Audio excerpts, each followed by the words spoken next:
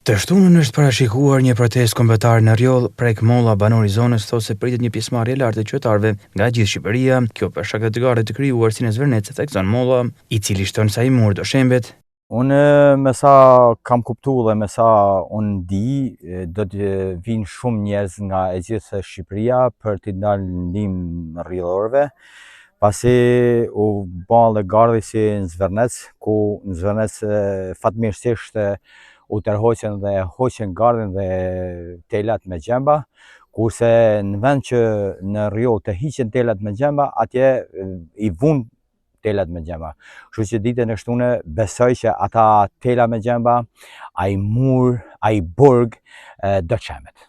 Nuk e kuptoj se pse po punojnë, por punojnë se janë të lidhur me qeverinë. Molla shpreh i habitur me nisjen e hetimeve në mënyrë të shpejtë në Zvërnec, ndërsa në Rjoll procesi vjen të zvarritet. Për këtë ai ka një thirrje për shpak që të merret në hetim kjo çështje.